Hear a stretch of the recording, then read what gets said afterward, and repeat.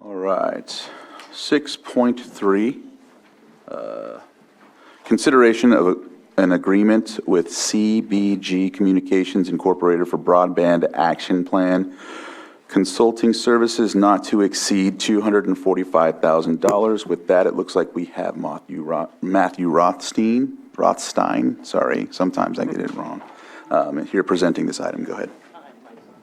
Good morning, Chair Crandall and board members. As always, it's a privilege to be here before you.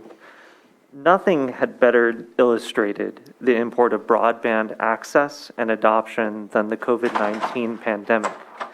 And even prior to that time, in 2018, your board had declared internet access for all among your Vision 2028 key priorities. On July 19, 2022, you may recall your board authorized up to $300,000 to update and create an action plan based on 2019's Lake County Master Broadband Plan, prepared by Upstate California Connect Consortium in partnership with California State University Chico's Geographic Information Center. RFP, or Request for Proposals 2232, seeking Broadband Action Plan consulting services, was issued soon thereafter, as described in CAO Parker's memo to your board, and 6 responses were received and determined complete. We're very deeply grateful to Information Technology Director Shane French, John Carlisi of Lake County Broadband Solutions, Lake County Superintendent of Schools Brock Falkenberg, and Public Services Director Lars Ewing for giving generously of their time to join Susan Parker and our Assistant CAO Stephen Carter on the consultant selection panel that vetted these proposals. While multiple candidates demonstrated significant strengths, CBG Communications Incorporated, who has recently been engaged in similar work with Napa County, emerged as the most appropriate candidate. Before your board today is an agreement in the not-to-exceed amount of $245,000.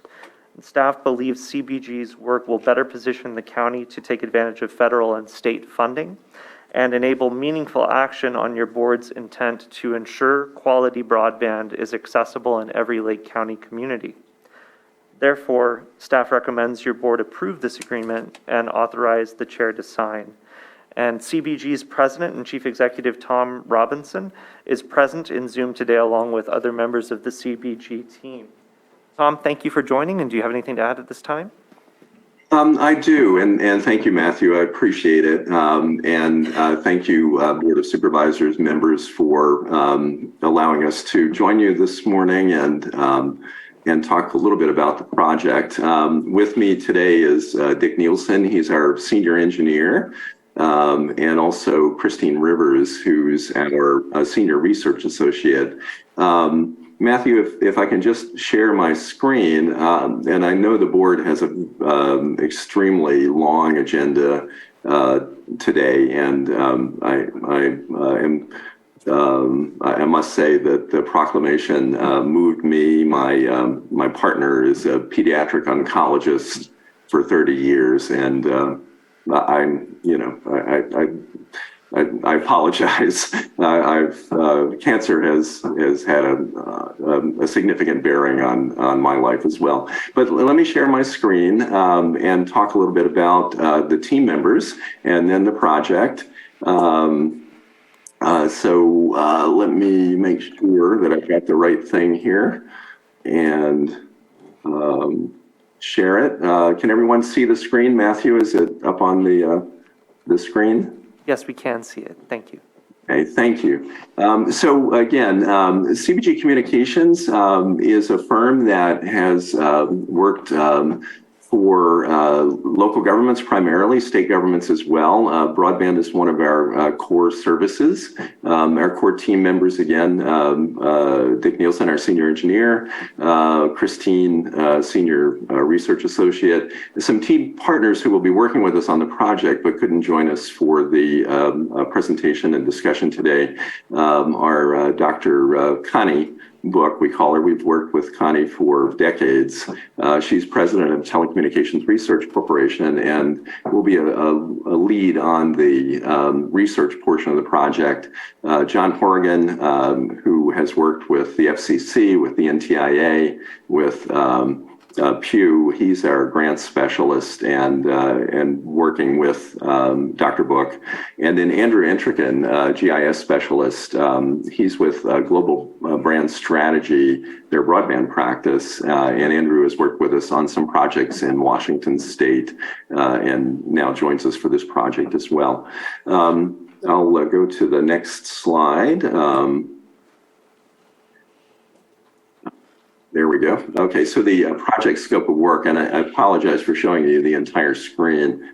I've had several instances recently of when I go to the slideshow function, it locks up on me. So technology is not exactly where it needs to be just yet, but there's essentially 7 major components to the scope of work. The current Lake County Master Broadband Plan is from 2019 and has the data going back as far as 2017. A lot has happened since then. Our first job and really kind of the foundational piece is to update the Master Broadband Plan, and we'll do that within the first 3 to 4 months of the project. Then develop a written implementation plan based on that, and that will be in coordination. We know the county will be working with the Golden State Connect Authority on a ladder grant that'll be in coordination with the folks working on the ladder grant.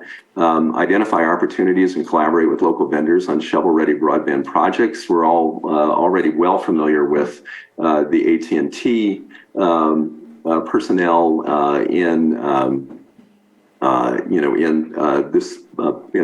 this part of California, and have already signed an NDA, a non-disclosure agreement with them to receive information in Napa County, and we'd extend that to Lake County as well, so we can really find out what they're doing and where they're headed. MediaCom, we're familiar with them, and other internet service providers in and around Lake County. Identify additional opportunities and recommendations not in the master plan. We know Etheric has some rural digital opportunity fund awards from the federal government to serve a number of Lake County unserved and underserved homes, and we'll kind of look at what they're doing and where they're headed and see how that works back into it. We've worked in Napa County with the North Bay North Coast Regional Broadband Consortium, and would do the same with the Upstate California Consortium as well, and would leverage efforts that they may have underway. And then as you look at how the project is structured, a lot of this happens in the first 6 to 9 months, and then it's seeking and securing grant funds. We've been successful with Napa County in getting a ladder grant, and we'll be pursuing in partnership with others once the federal funding account funds are released from the CPUC. We'll be doing that, and we're well familiar with what the CPUC is doing with the other projects. We're well familiar with what the NTIA is doing and how the BEAD money will flow down through the state, and some of it will be directly accessible by applications from local governments, including Lake County. And then once those are secured, John Horrigan and our team are extremely familiar with working on grant administration. We're performing some of those functions for Napa County now, and for counties in Washington State. So that's kind of the brief overview. I'm sorry for rushing through it again. I know that you have a substantial schedule today, and wanted to make sure that you were well aware that we're ready to hit the ground running. We appreciate working with Matthew and the whole county team, and we're looking forward to diving into the project and getting things going. I will stop share and ask that any of the board members that have questions for us at this time, feel free to ask us anything and everything about the planned project. Supervisor Sabatier. Thank you for the presentation. I appreciate the overview, and I'm sure the public does too. I have two questions. You mentioned etheric, that was part of the RDOF funds that came from the federal government, and it's been a very slow process. Will you be able to provide guidance on how we can ensure that those processes actually get completed? I don't know if the money has not been released yet, but I haven't seen any continued conversation or continued efforts from the three. I believe it was Starlink, Etheric, and some three-letter acronym. I forget the exact acronym. But there was three companies that received like $4 million to help out with improving our infrastructure for broadband. And it just hoping that you might be able to provide some guidance on how to ensure that we pursue those companies and get exactly what those companies were provided from the federal government. Sure. Let me start with Etheric. Etheric is actually the only one left standing based on the FCC's certification efforts, and they have in the beginning were very open to inquiries related to the process. We did that in Napa County. They've kind of pulled back a little bit, but we'll pursue that. We certainly have contacts at the FCC that we can find out what they're, how they're approaching it, because the money has to be used within a certain period of time. And if not, then they have to return it to the federal government. We'll also, and we've done this in Napa County as well, we'll also look at ways, in case they don't move forward or they don't succeed, ways that what we're reviewing, researching, and then proposing and recommending for implementation around those areas, unserved and underserved areas that were not part of our RDOF.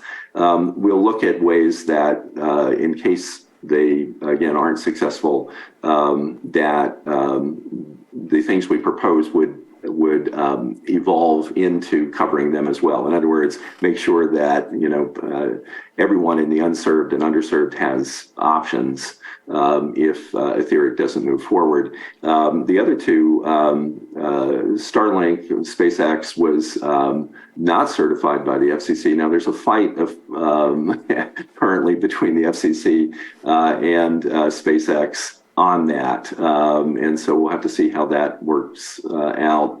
LTD was decertified all throughout the country. Initially, it was in California and 2 other states, and then the FCC essentially took all their funding away and put it back into the RDOF pot. So we don't know if there'll be an RDOF 2 at some point. The FCC hasn't said, but I think, to answer your question, we'll make sure that, again, there are options related to all of the unserved and underserved, everyone that the CPUC has identified, and that we'll continue to identify. You probably know that the FCC released its updated broadband availability maps in November. There's a challenge process underway. We've actually already started working with Matthew and your GIS team on getting the broadband fabric map that we can import into the base maps that we're developing for the updated master plan.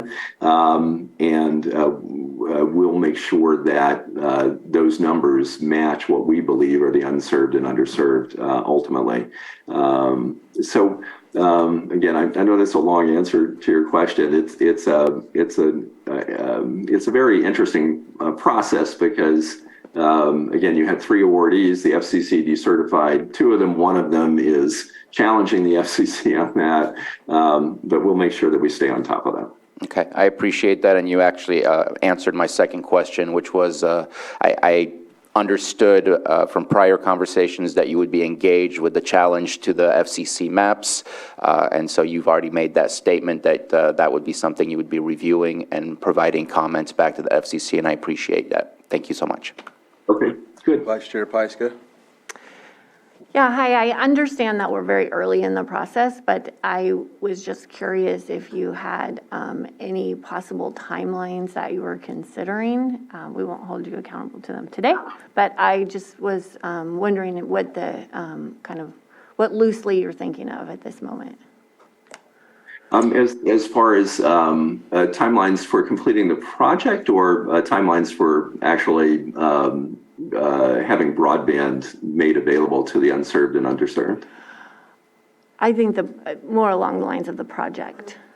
Oh, okay. All right. So yeah, we proposed a timeline that within the 6 to 9 months time frame, we would have both the master broadband plan updated, as well as the implementation plan developed. There's a couple of things that will adjust that as we go forward. So again, I guess bottom line, we want to move very quickly. One of the reasons is that the CPUC has not yet issued any kind of application for the federal funding account funds. And Lake County was, designated for a number of millions of dollars. I don't have the number right off the top of my head at this point, but to at least go forward and build what they would determine as priority areas. The FCC, in providing its maps, I think that slowed the CPUC down, because they were supposed to do this by the end of the third quarter. And so as part of the first part of the project, we'd be able to see what those priority areas that the CPUC thought were. However, they're now looking at the first quarter of next year. So what we'll do is we'll make sure that we look at that. We'll look at who might be a partner with the county to apply for those funds. Not that the county would necessarily build it, but that the county would be involved in helping steer the funds to those areas that were, the true priorities. And then you've got the LATA grant, coming through the Golden State Connect Authority. Their team will be working on, some engineering studies that will dovetail back into our implementation plan. So we will keep that 6 to 9 month timetable, but may have to adjust it based on what happens both at the CPUC and also what happens with the LATA grant activities. Our main goal, and I think we had indicated this in the proposal, is to make sure that the county can take advantage of the funding that's out there. And that's really critical, because you've got the funding that's the last parts of the funding that are coming down through the CPUC from the original both CARES Act and the American Rescue Plan, the ARPA funds. However, you've got the new funding, a huge amount of funding that's going to flow down through the state, and there will be some that Lake County could directly apply for coming from the NTIA. Now, the NTIA is still targeting June of next year for that the funding notice of funding opportunities to be available, that people can apply for it. But however, the state has a hand in that, because a lot of it will be distributed through the state, and then it'll be up to the CPUC to set the timetable.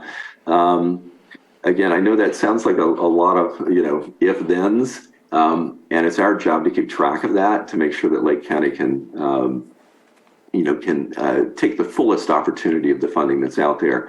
Rest assured, that's one of the things that CBG is known for, is managing projects so that we can, essentially turn on a dime if we need to make sure that we achieve the aims. And the biggest aim is making sure that there is funding available for whoever will build out the remaining infrastructure for the unserved and underserved. And let me add just one more thing, and again, I apologize, there are so many piece parts to the process, there's a second tier of this, and I want to make sure that everybody is aware of that, is that there's not many in Lake County that can currently achieve what the NTIA says is the ultimate goal, which is 100 megabits symmetrical for residents and gig symmetrical for educational institutions, government entities, businesses, all those that would be considered, organizations rather than residents. So we want to make sure that we keep our eye on that process as well, not just getting the unserved and underserved up to the level of the others in Lake County now, but also getting everyone the capability of moving to that 100 megabits symmetrical in the future. All right. Thank you for that explanation, and I appreciate also mentioning the LADA. I seen it in the contract and in the questions that you that were put in the application as well. So noticing that in the contract really shows that we're working synergistically on that, and that helps. Supervisor Green. Yeah, thank you for the presentation. I apologize, I'm the new kid on the block here, so I haven't had the opportunity to review all the hard work that preceded this RFP, but it's very exciting. Because I'm the new kid on the block, I'm seeing two main technologies, and that would be basically high-capacity fiber and maybe high-capacity wireless broadband, where fiber and those ground-based technologies aren't really suitable. And I see there's also a survey aspect to this as far as what the next steps are going to be, and that you're going to be asking people in our community what they think. In the most rural areas of my district, fiber is probably going to be a bridge too far. So the question is wireless technologies. And when you take a first look at this, like, yeah, everyone needs internet, everyone needs broadband.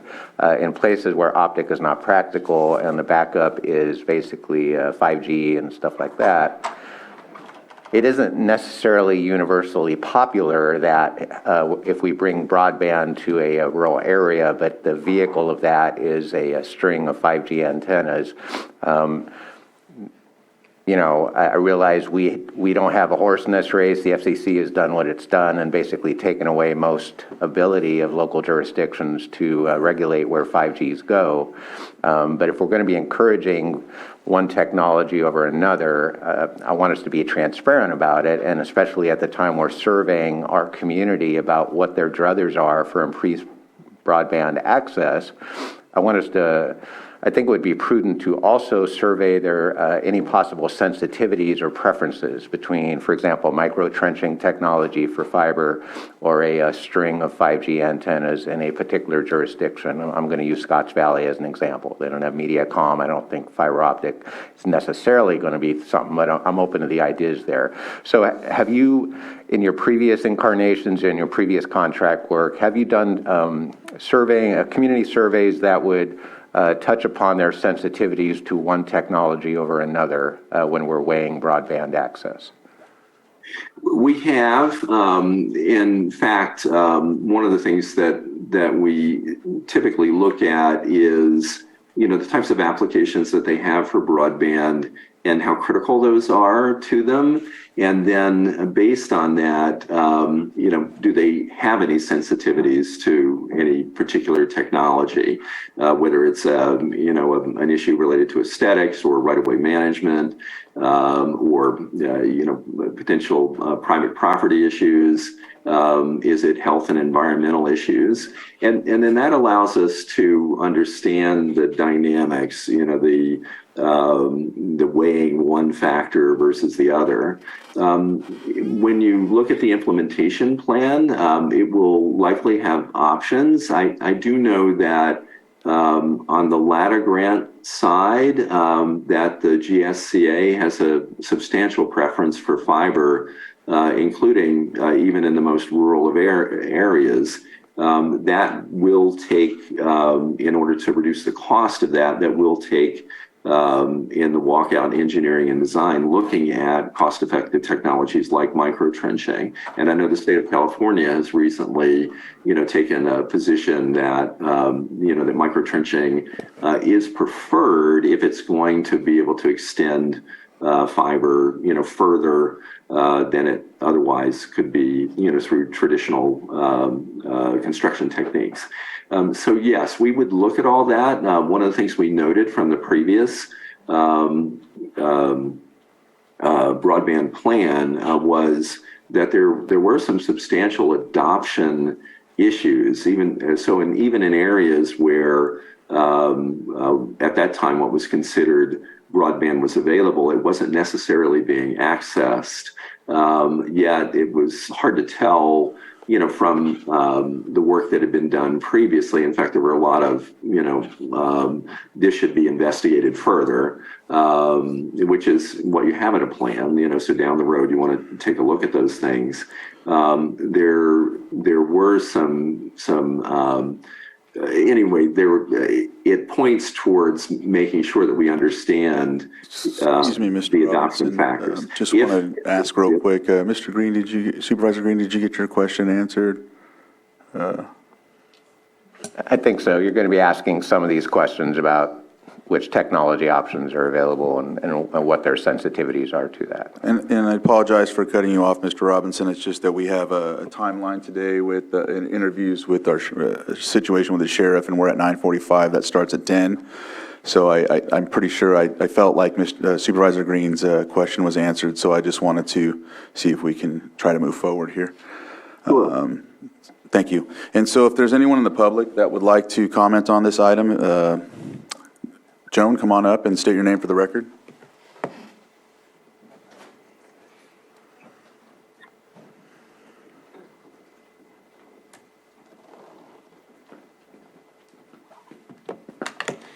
I would like this, Joan Moss. I would like the speaker to identify and define what broadband is, and I want him to itemize how he is going to reach the unserved of Lake County. How is he going to reach them if they're unserved? Thank you. So is there anyone else that would like to comment on this in the chambers? And if not, I'm looking online. Don't see any hands up, so I will close public input and give the opportunity for a brief description of, or actually to answer that question briefly. So, Ms. Moss, we do have a more detailed description of the plan, and we'd be happy to provide you a copy of that description if you stop by our office. Thank you very much. All right, thank you for that. So with that, we'll go ahead and, well, it's answered, and he's going to provide that for you. So we're ready for action. I just have one quick question left, just for recollection purposes. Are we using ARPA funds for this 245, or is that coming out of general funds? ARPA funds. Okay, that's what I thought. I just wanted to make sure. Thank you so much. All right. And while I'm at it, Mr. Chair, I move to approve the agreement with CBG Communications, Inc. for Broadband Action Plan Consulting Services for an amount not to exceed $245,000 and authorize the chair to sign. Second. I have a motion and a second. All in favor? Aye. Opposed? Motion carries. Thank you very much, Mr. Robinson and Mr. Rothstein for the presentation and for working with us. All right. Yeah, thank you. And we look forward to getting started. Excellent.